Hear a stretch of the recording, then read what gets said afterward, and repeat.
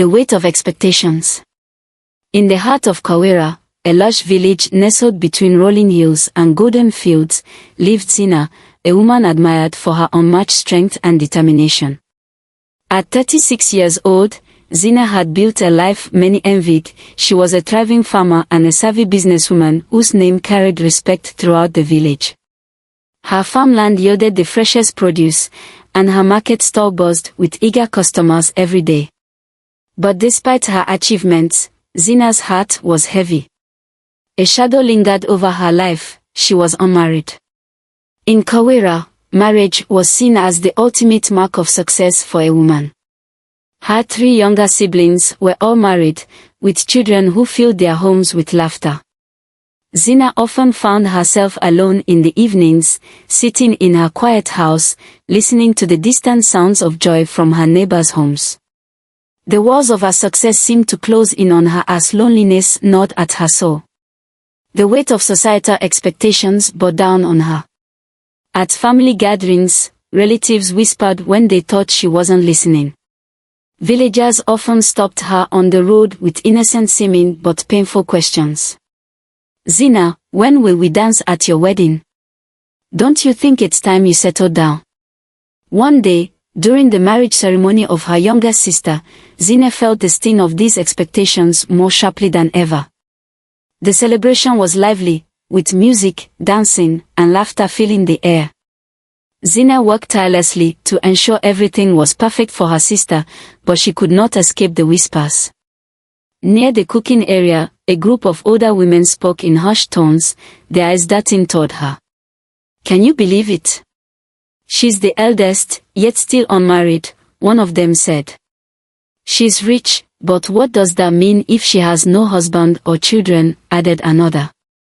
"Perhaps she's too proud, waiting for a man as wealthy as her. At this rate, she'll never find one," the last one said with a laugh. Each word hit Zina like a stone. She clenched her fist, her nails digging into her palms. Tears threatened to spill, but she refused to let them see her pain. She slipped away from the crowd, finding refuge behind the storage shed. Alone, she let the tears fall. That night, Zina stared at her reflection in the mirror, her heart aching. She was tired of being the subject of gossip, tired of the empty house, and tired of the loneliness that seemed to stretch endlessly before her. "If I have to marry to silence them, so be it," she whispered to herself. Her resolve hardened like the clay pots drying in the sun outside. Zina vowed to find a husband, no matter what it took. Little did she know, this decision would set her on a journey that would test her strength, break her spirit, and ultimately redefine what love, success, and happiness truly meant. A decision made in desperation. It was an ordinary market day in Kawera when Zina first met Emeke, a man who would change her life forever. The market was alive with chatter, the smell of roasted maize, and the vibrant colors of woven baskets.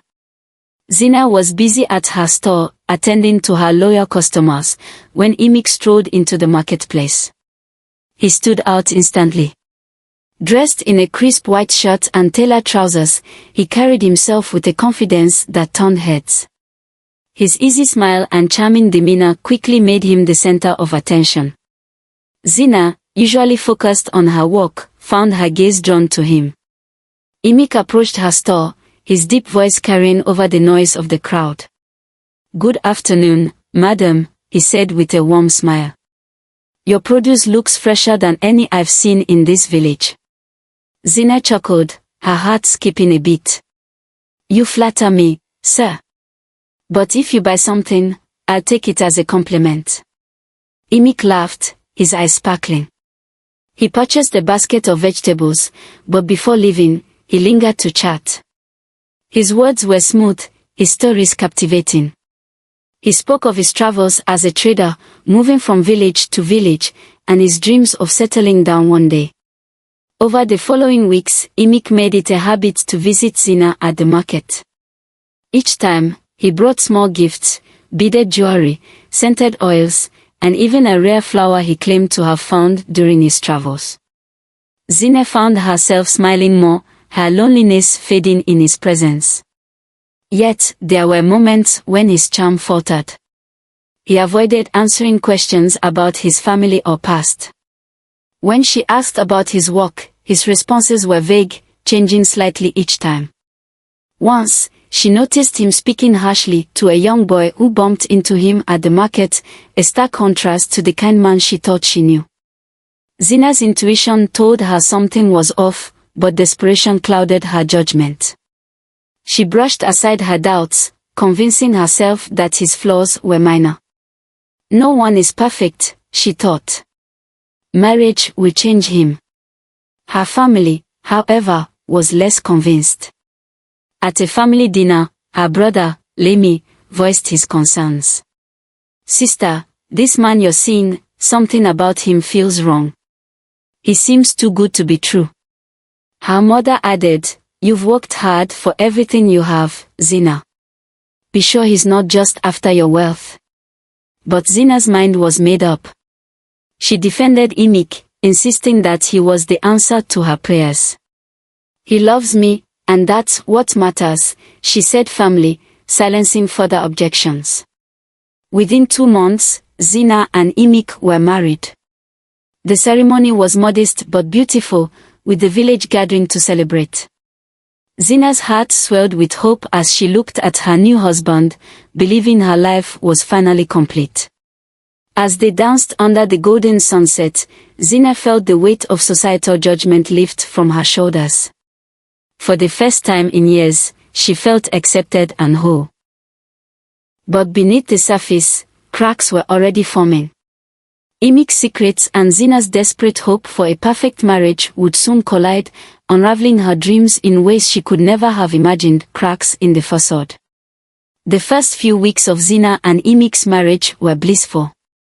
Zina cherished the moments they spent together in their modest home, laughing and sharing stories. For the first time in years, she felt truly seen and cared for.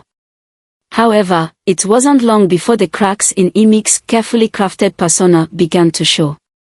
Zina had always believed that Emeke was a successful trader, but as the weeks passed, she noticed something troubling. He never seemed to leave the house for work. When she asked about his business, Emeke gave vague answers, dismissing her concerns with a charming smile. "The market has been slow lately," he would say. "But don't worry, my dear. Things will pick up soon." One afternoon, while tidying their home, Zina stumbled upon a collection of unpaid debts. Letters from merchants in neighboring villages revealed that Emeke had borrowed money and failed to repay it. The truth hit her like a storm. Emeke wasn't the wealthy, successful trader he had claimed to be. Despite her disappointment, Zina chose to believe in him. "Marriage is about supporting each other," she told herself. "We can fix this together." She decided to use her hard-earned savings to help Emeke start a new business. Gathering a significant sum of money from her farming profits, she handed it to him one morning. "Take this," she said, forcing a smile. "Use it to start fresh. Build something stable for us." Emeke's eyes lit up as he took the money. He hugged her tightly, promising to make her proud. "You'll see, Zina," he said. "This is the start of something great." But days turned into weeks, and there was no sign of the promised business. Instead, Zina noticed Emeke spending more time away from home, often returning late at night smelling of alcohol. Rumors began circulating in the village that Emeke was hosting lavish parties and buying expensive gifts for his friends. Zina confronted him one evening, her voice trembling with frustration. "Emeke, what have you done with the money I gave you? I trusted you." Emeke brushed off her concerns with a smirk. "Don't nag me, woman. I know what I'm doing." Her heart sank as she realized the extent of his betrayal. The man she had trusted to build a future with had squandered her sacrifice. Despite the mounting evidence, Zina refused to give up. She convinced herself that Emeke's behavior was a temporary phase, that he would change once he saw how much she was willing to endure for their marriage. She clung to the hope that her love and patience would transform him into the man she had envisioned. Late at night, as she lay in bed staring at the ceiling, Zina's mind wrestled with doubt. She thought about the gossip she had overheard at her sister's wedding and the warnings from her family. The voice of reason whispered that she had made a mistake, but another voice, the voice of desperation, urged her to stay. Marriage is not easy, she whispered to herself. I must endure.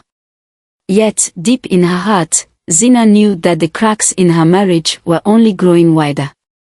The man she had married was not the man she had hoped for, and the price of her desperation was beginning to feel unbearably high, the breaking point. Months into their marriage, Zina discovered she was pregnant. The news filled her with cautious joy. She hoped that the arrival of a child would inspire Emeke to change, to become the husband and father she desperately needed him to be. But instead of stepping up, Emeke seemed to spiral further into irresponsibility. He spent his days lounging at home or vanishing for days without explanation. When he was present, he refused to help with the simplest tasks. Zina, I told you, farming isn't my thing, he said lazily one afternoon when she asked him to assist with loading sacks of maize onto a cart. You're the expert. Why don't you just hire someone? Zina's frustration grew, but she bit her tongue, determined not to argue for the sake of her unborn child. As her pregnancy progressed, Zina's workload became unbearable. Running her farm, managing her business, and maintaining their home left her exhausted. She worked in the scorching sun during the day and spent her evenings cooking, cleaning, and washing Emeke's clothes. Her growing belly made it harder to move quickly, and the strain on her body became evident. Yet, Emeke offered no support. Instead, he would come home late, smelling of alcohol, often with excuses about meeting friends or handling business. One evening, after yet another day of backbreaking work, Zina confronted him. Emeke, I cannot do this alone. I need your help. You are my husband, and soon you will be a father. Don't you care about our family? Emeke, who had been reclining on a chair, glared at her. Don't start with your nagging, Zina, he snapped. I didn't marry you to be ordered around. The argument escalated, Zina's voice rising with years of pent-up frustration. You promised me a future, Emeke. Instead, I am carrying all the burden while you waste your days doing nothing. Without warning, Emeke's temper erupted. He lunged at Zina, grabbing her by the arm and shaking her violently. You think you can talk to me like that? He roared. Don't forget, woman, you're nothing without me. Zina cried out in pain, her heart pounding with fear. She clutched her belly, terrified for the life growing inside her. Emeke's rage was unlike anything she had seen before.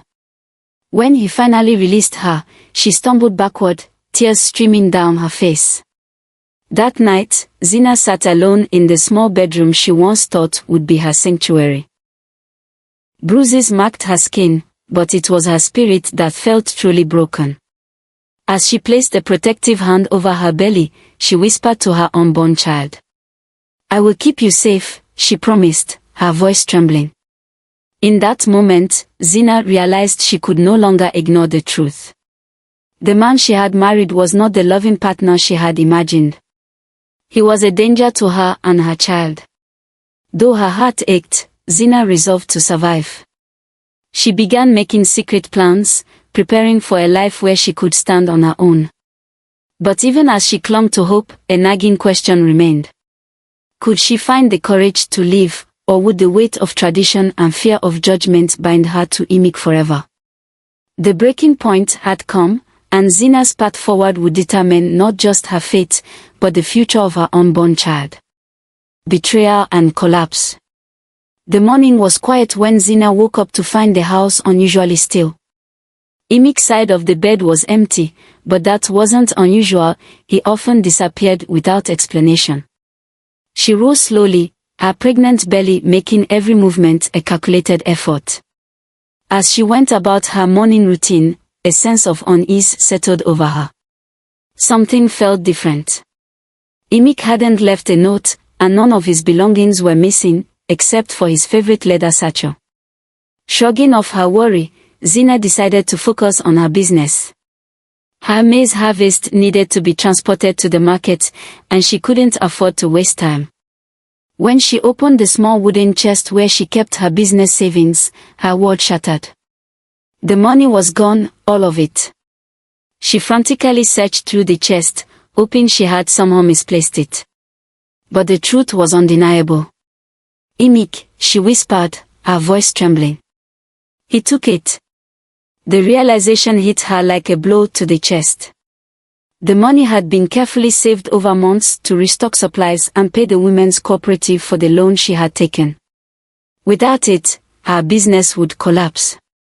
Zina spent the day searching for Emeke, asking neighbors if they had seen him. One villager mentioned seeing him boarding a cart headed for a nearby town, his satchel slung over his shoulder. The betrayal cut deeper than she could bear.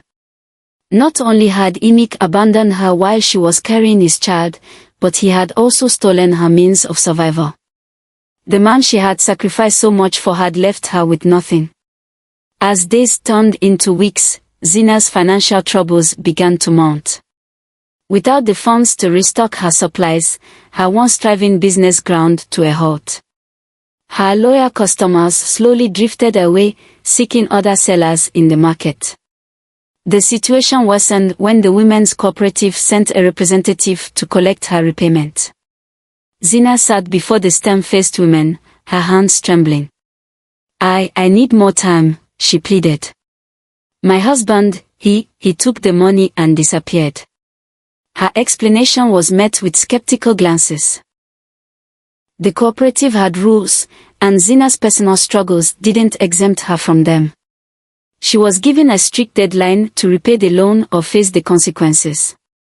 Desperate to keep her reputation intact, Zina turned to her family for help. She borrowed small amounts from her siblings, who could spare little themselves.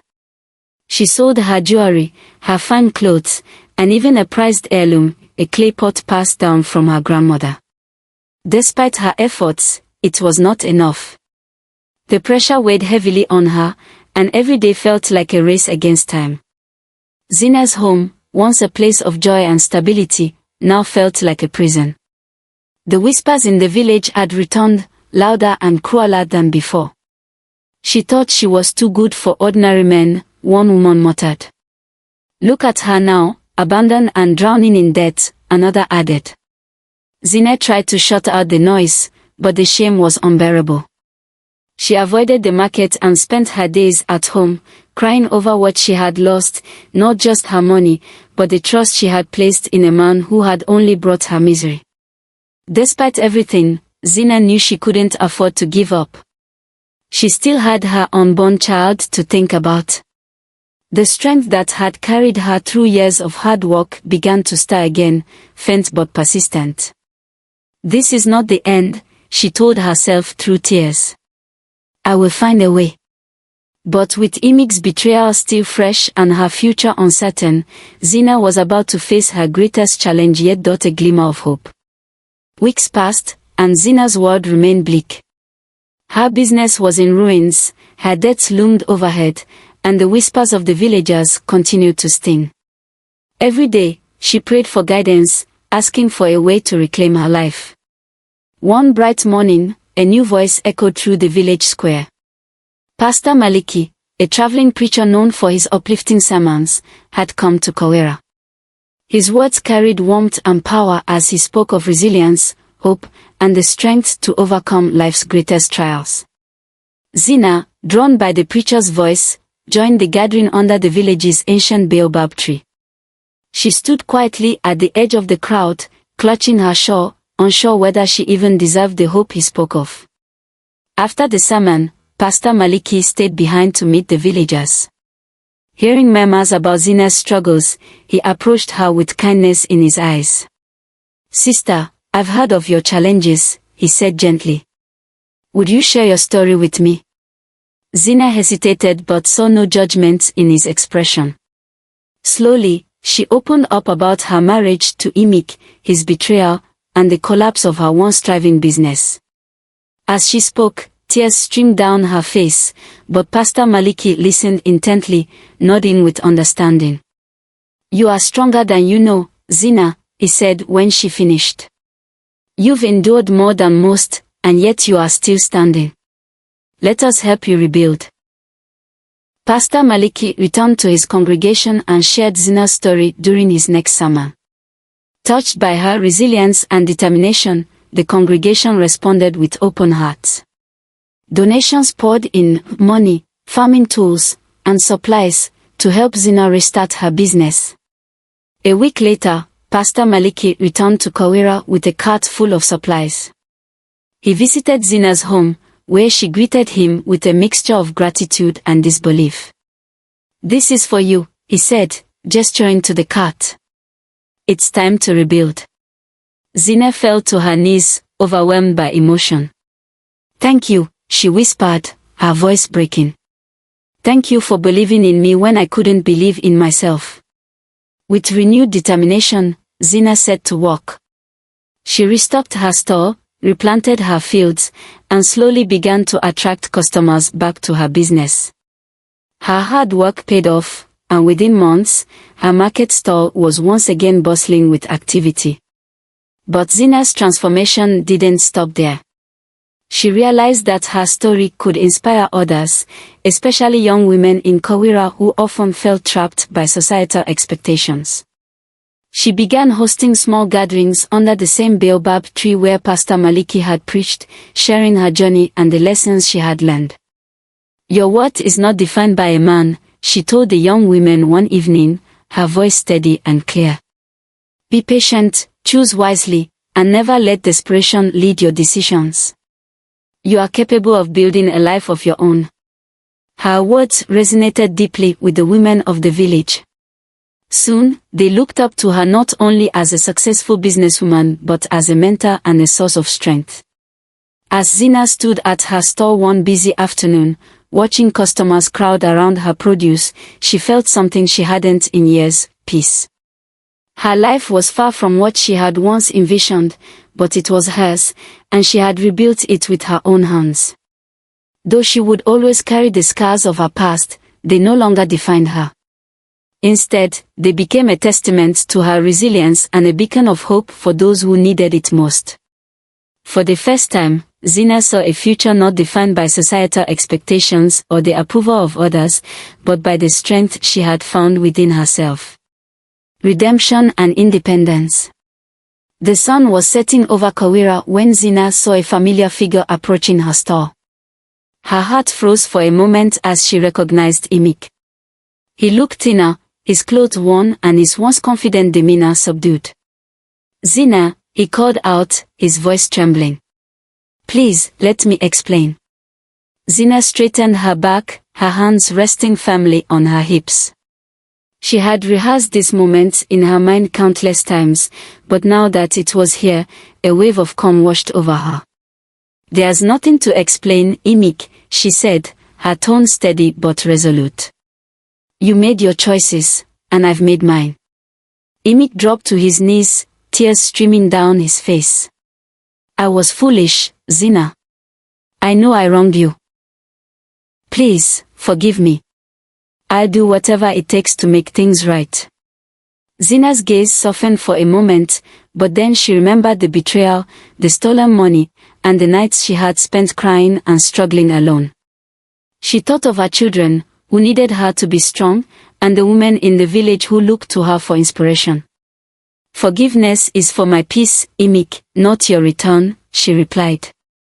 "I've moved on, and I will not compromise my self-respect again. You should leave." Defeated, Emeke stood and walked away, his shoulders slumped. Zina watched him go, not with anger, but with a sense of closure. Over the following months, Zina's life continued to flourish. The Women's Cooperative, impressed by her determination and resilience, invited her to become a leader in their organization. "Zina, you've shown us that even in the face of hardship, we can rise again," said Mama Ife, one of the elders. "We want you to help other women find their strength, just as you found yours." Zina accepted the role with gratitude and humility. She began hosting workshops, teaching women how to manage their finances, grow their businesses, and advocate for themselves. She shared her story openly, turning her pain into a lesson that inspired others. The villagers who once whispered behind her back now celebrated her success. She became a symbol of resilience, proof that one could rebuild a life even after the deepest betrayal. Her children, now thriving and full of joy, were her greatest pride. Every evening, they would sit with her under the baobab tree, listening to her stories and learning from her wisdom. One day, as Zina stood in the market, surveying the bustling scene around her, she felt an overwhelming sense of peace. She was no longer bound by societal expectations or the shadow of her past. She had reclaimed her life and her identity.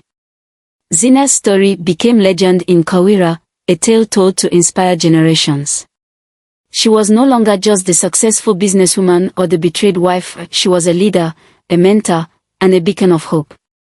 Standing tall in the golden light of the evening sun, Zina smiled. She had found her redemption, not in the arms of a man, but in her own strength. For the first time, she truly felt free.